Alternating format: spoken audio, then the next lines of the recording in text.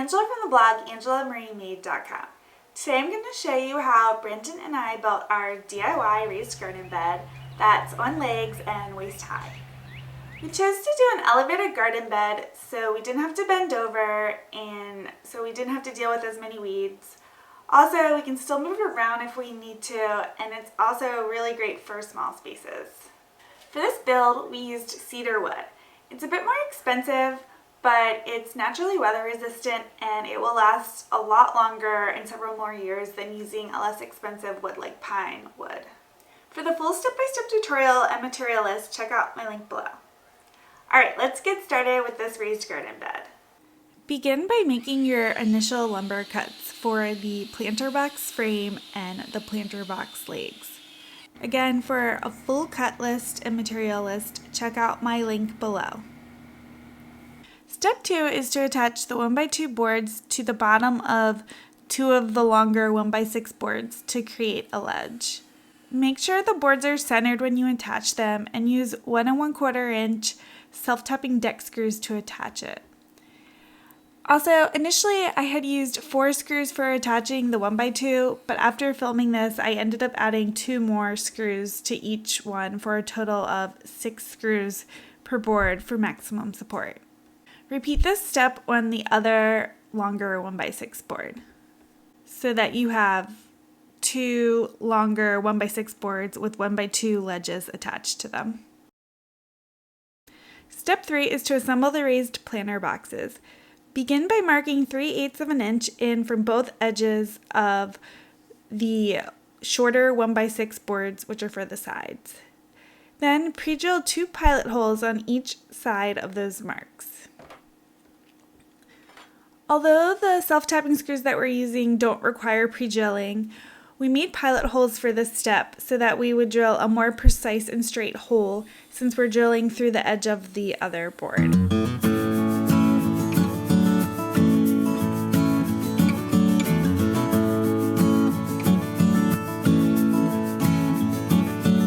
Next, attach one of the shorter 1x6 boards with the pilot holes perpendicular on the end of one of the longer boards that has the 1x2 ledge, using the deck screws again. One thing you want to be careful of when you're drilling these screws in is that cedar is a really soft wood, so drill slowly so you don't split the wood when drilling.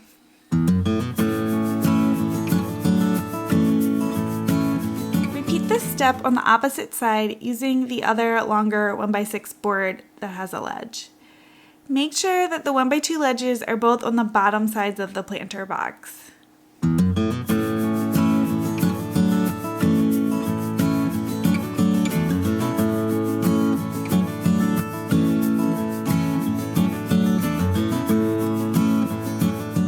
Repeat these steps again to create a second planter box. Except for this box, no 1x2 ledges are needed because it's going to be the top part of your planter box. Step 4 is to construct the wood legs and attach them to your planter boxes. To construct one of the legs, attach one of the 1x4 pieces to another 1x4 board with a generous amount of wood glue and 1 1/4 inch brad nails along the long edge of it to create one of the legs.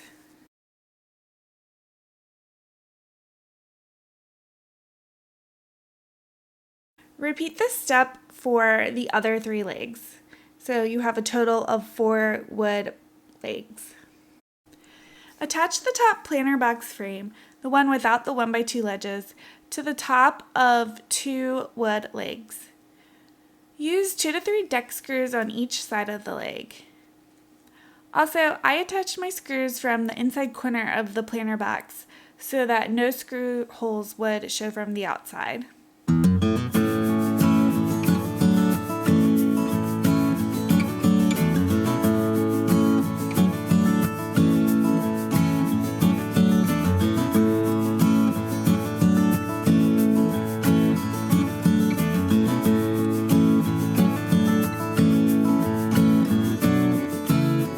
Stack the bottom planter box under the top planter box and attach that one with screws to the wood legs as well.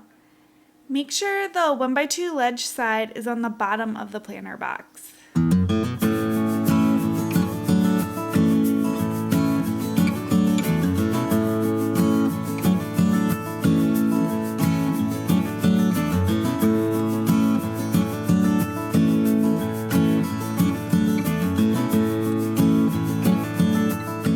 Step 5 is to add the bottom wood slats and top trim to your DIY raised garden bed. Begin by measuring the inside width of your planter box and cut 6 1x6s to this size, less 1/4 inch, so that you have room to get them in easily and space them out. Lay the 6 board slats out on top of the 1x2 ledge, spaced out about 3/4 inch to create the bottom of your raised planter bed. Secure each board in place with 1 or 2 brad nails on each side into the 1x2 ledge. Finish off the top of the raised garden bed with the remaining 1x2 boards cut to size to trim out the top edges. Attach the trim with brad nails. The last step is to prepare your garden bed for planting. Lay some weed barrier in the bottom of the planter to prevent the dirt from coming out of the slats. Then fill the planter box with soil specifically suited for raised garden beds. Finally, start planting fresh herbs and flowers. We planted lavender, lots of basil, red pepper, mint, and more in our herb garden. I love how our DIY raised garden bed turned out. It's been really fun planting fresh herbs and flowers in it and using those fresh herbs in our daily cooking. What would you plant in your raised garden bed? Let me know in the comments below, and let me know if you have any questions as well. Again, for the full tutorial and material list, check out my link below. Thanks again for stopping by, and please subscribe to my channel.